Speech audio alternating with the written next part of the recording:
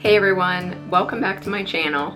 My name is Cara.fiano and I am a local realtor here in Asheville with Mackey Realty. Today's video is going to be my August housing market update.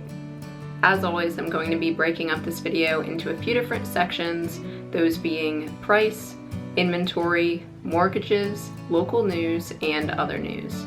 Before I dive into today's content, I briefly want to mention that if you don't already have a copy of my free homebuyer guide, of course, feel free to reach out to me. I'm more than happy to provide that for you. Also, if you are a local homeowner and you're curious as to how much your home might sell for in today's market, then feel free to reach out. I would love to meet with you and provide a free comparative market analysis. And with that, let's dive into today's video. Let's start out with price on a national level. The median home sale price for the US recently dropped from right around $427,000 in June to just under $423,000 in July. Year over year, however, the median sale price is up from $405,600. So as you can see here, prices are starting to stabilize. Let's move on now to price on a local level. For the Asheville region, the average sale price is almost $532,000. This is a 1.1% increase year over year. The median sale price, on the other hand, is right around $423,000. This is a 0.5% decline from a year ago, so ultimately quite flat. Prices locally are starting to stabilize as well. Let's move on now to inventory on a national level. Properties are sitting on the market for roughly 24 days. This is 2 days more than June of this year and 4 days more from July of last year. Currently, 86% of existing mortgages have rates locked in below 6%. I'll dive into interest rates a little bit more later in the video, but for now, just know that they'll have to drop even more in order to ramp up the housing market again. Ultimately, we are still witnessing the lock-in effect, where homeowners have rates locked below 6%, 5%, 4%, 3%, etc., and they don't want to sell their properties and go back in the market, getting a higher interest rate and paying more for a different property. Month supply of inventory on a national level is currently 4 months. As a reminder, 5 months and below is considered a seller's market, 5 to 6 months is a neutral market, and 6 or more months is considered a buyer's market. So I know that I've seen articles out there and I've heard people talking very adamantly stating that we're in a buyer's market, the market has totally shifted, and while the market has changed, we're not actually in a buyer's market. I've said this in videos in the past, so if you are a frequent watcher of my videos, sorry for repeating myself, but I think it's important to note, ultimately, that the seller's market that we saw over the past few years has been extremely strong. And while it's not as strong of a seller's market as 2021 and 2022, it is still considered a seller's market, just a bit more of a normal one. All right, let's dive into inventory on a local level. Inventory has increased 33% year over year, but is flat month to month. Inventory is still quite low compared to pre-pandemic levels, but we are headed in the right direction. In the Asheville region, days on market has increased by 23% year over year to 43 days on average. Interestingly, this is longer than the national average, but it is good to note here that this is still fewer days on market than we saw pre-pandemic. Month supply of inventory here in the Asheville area is 3.6. As a reminder, that national number was 4, so in the Asheville region, we are in a slightly stronger seller's market. Let's move on now to mortgage news. Interest rates have started to dip, and traders are still expecting a rate cut at some point in September, but the actual amount of that cut is unknown. Because summertime is the busy season for real estate and interest rates have started to creep down, mortgage applications did increase by about 6% in the beginning of August. The average interest rate for a 30-year fixed rate conventional loan is right at 6.46%. This is the lowest rate that we have seen since May of 2023. A year ago at this time, rates were 7.23% on average. I want to provide a quick example here of how much this interest rate change impacts your monthly payment. This summer, the median sale price was $425,000 on a national level. With a 7% interest rate and 10% down, that monthly payment would be $2,545. With a 6.4% interest rate, that monthly payment would be $2,393. This is a difference of $152 per month. Now, I think it's really important to note here that I used the same home price for each interest rate. Now, we all know that if interest rates start to decline and more buyers come on the market, that we're likely to see home prices increase at a greater rate. In my last housing market update video in July, I mentioned that home price appreciation is likely going to continue and possibly ramp up. So it's good to keep in mind that just because interest rates are projected to drop in the future, that doesn't necessarily mean that you'll be saving more money, because if you have to ultimately pay more for that same exact home, it might ultimately wash out, or you might end up spending actually more money in the end. I know I've belabored that point in the past, so I'll leave it at that for now, but of course if you have any questions, feel free to leave them in the comments below. Mortgage rates are now expected to be around 6.4 or 6.5% by the end of this year. We've already hit that target, so we'll see what happens through the end of December. And by the end of 2025, interest rates are projected to be right around 5.9%. Let's move on now to some local news. All Day Darling, one of my favorite breakfast and lunch spots, is actually opening a second location in the Oakley neighborhood. Construction isn't supposed to begin until early 2025, but this is an exciting new addition to that part of town. The National Park Service's Save America's Treasures grant program recently awarded $750,000 to the Basilica of St. Lawrence for them to make repairs. If you watched my free things to do around Asheville video that I released, I believe back in March of this year, that was one of the things that I mentioned was a cool thing to do downtown. It's a free thing to do, and the architecture is so interesting. There's a tour guide in there that'll give you some free info on ultimately the structure, the history of it, and how it's used nowadays. And it's just a really interesting spot to visit.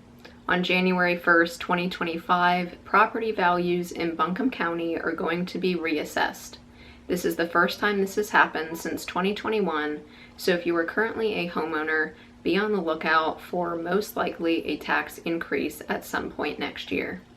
Between 2023 and 2024, permits for residential construction projects in Asheville increased by 14%. During that same time, project costs increased by 35%. The last bit of local news that I wanted to share is in regards to the short-term rental restrictions that Buncombe County proposed earlier this year. Nothing has been decided on yet, but a short-term rental committee is being formed, and they're going to evaluate regulations and policy implications throughout September and October. In November, they will provide feedback and recommendations to the planning board. So my guess is maybe at the very tail end of this year we'll have an update, but probably more likely early next year we might hear something in regards to what these restrictions and regulations are going to look like on the county-wide level. Let's end out today's video with some other news. First-time home buyers made up 29% of sales in June, which was down from 31% in May, but actually up from 27% in June of last year. All cash sales made up 28% of transactions in June, which was unchanged from May, and up by 2% from 26% in June of last year. One statistic I don't talk about very much is the number of home sales that actually occur. Home sales are projected to increase by 0.5% this year, and 8.5% next year. I think that this is a really good indication that the real estate market might start to really ramp up next year. This stands in line with the projected interest rate declines. A common question that a lot of home buyers ask is, how difficult is it to actually buy a home right now? That is quite a difficult question to answer. However, NBC's Home Buyer Index attempts to do this. They have ranked many different counties across the US on a scale from 0 being the easiest to 100, which is the most difficult. This index measures cost, competition, scarcity, and economic instability. What they mean by economic instability is ultimately market volatility, unemployment, and interest rates. The index rating nationally is 83.8%. So as you can see, on a national level, it is pretty difficult to purchase a property. Interestingly, the index for Buncombe County shows 71, which I thought was quite interesting, that it's actually easier to purchase property here than it is on a national level. I do find this table a little bit confusing because they include ranking on here as well, and ranking is a little bit backwards from the actual index. For the ranking, the lower the rank, the more difficult. So Buncombe County is not the worst by any means, but it's certainly on the more difficult side. Now, of course, take this index with a grain of salt, but I did think it was interesting and worth mentioning in today's video. Now, the last point that I want to bring up, and I'm sure many of you have heard about this on the news with the policy changes that are happening in the real estate world, I thought that I might as well cover a little bit of that in today's video. I may at some point do a dedicated video just on this topic, but for now I'll just include a little summary of the changes that have occurred.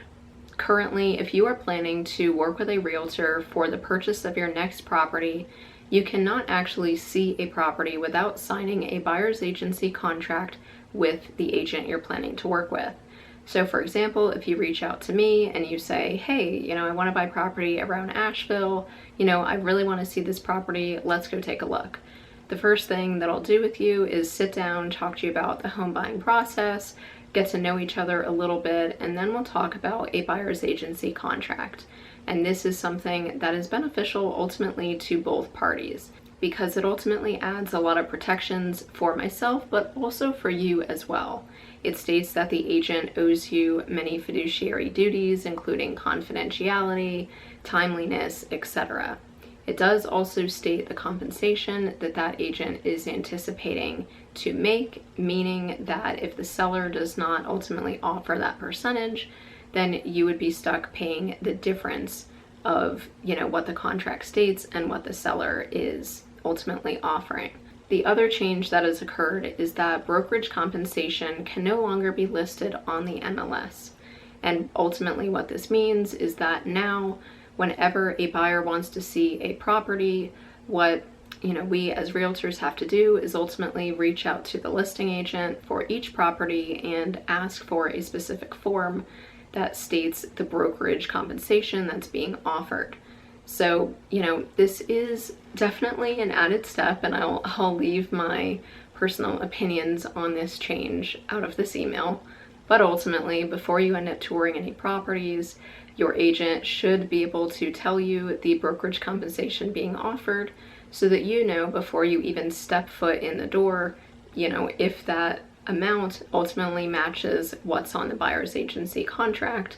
And if it doesn't, you'll know the exact amount that you would have to front in your closing costs towards the brokerage. I know there has been so much misinformation out there in the media, as is usual, and basically so many news sites are saying, this is going to make home prices drop. This means that sellers no longer have to pay brokerage compensation, which is not true. And it's just, there's a lot of misinformation, like I said. So I could make a whole other video on this topic. If that's something you'd be interested in, leave me a comment down below and let me know. And of course, if you have any questions on the practice changes and kind of what it means for you and benefits and costs and things like that, feel free to reach out to me and I'm happy to talk it over with you. As I mentioned earlier in today's video, if you don't already have a copy of my free homebuyer guide, I am more than happy to share that with you, and if you would like a free comparative market analysis done on your property, feel free to reach out to me as well, and I'd be more than happy to provide that for you. As always, if you like this video, hit that like button down below. Leave me a comment, let me know what your favorite statistic was from this video. Share this video with your family and friends, and of course, don't forget to subscribe. Oh, also before I go, I just want to say that I do already have 2 fun videos filmed that are going to be going out pretty soon. One is a fun little weekend getaway that we recently had, and the other is the part 2 of the free things to do around Asheville. So I'm excited to get those out for you guys, and make sure you hit that bell so that you're notified when those videos come out. All right, I will see you very soon in the next one.